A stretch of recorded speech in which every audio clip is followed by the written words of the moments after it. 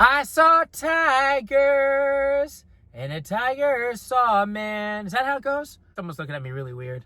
I'm in the parking lot of Dunkin' Donuts right now. Tiger saw me. I don't know the words, but that's one of Joe Exotic's amongst one of his many country hit songs. If you haven't seen him, check him out on YouTube. Of course, we got to talk about, I was about to say Lion King, Tiger King, different king there. And I would love your thoughts on it, man. Is it just me? But I feel like Joe really got the shitty end of the stick, man. I mean, I understand he's no angel, but I don't think he should have gotten 22 years. An attempted hit. They had proof, attempted hit on Carol, but I'm not saying it's right. But there's definitely something fishy about her story, man.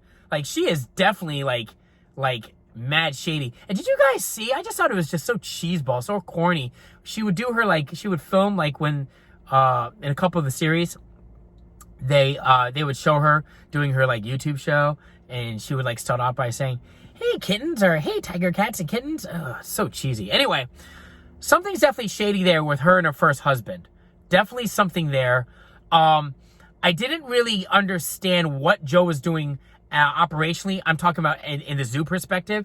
Essentially, he had wildlife. He had lions and bears and snakes and all these different wildlife animals, and he was charging admission. But isn't that the same thing that she was doing? I didn't really understand. Is there something wrong with that? Now, he was breeding them for captivity. From what I understand, and I could be wrong, comment below if I am, that's okay. Now, obviously, killing them, but I don't think there's any proof of him killing them. And let me go to that point real quick. If your loved ones, God forbid, can't speak for themselves, right? And they're 100 years old, and it's up to you. It's up to you to make a decision if you want to let them go or not, right? So with lions, he said himself, I think 5 lions were, really sick. He had to make a decision. What do you do, right? I mean, the lions can't speak for themselves. What do you want to do? Oh, I don't know. I can't talk. They can't talk. So that's another thing I didn't get. I mean, I don't see anything wrong with that, but maybe I'm just not fully, maybe I just need to get more information. But, so that I understood. Him selling some of the cubs illegally, I understood. But him charging admission to seize the wildlife that he put his heart into. One thing about Joe, you have to admit, the dude was mad passionate about whatever he did.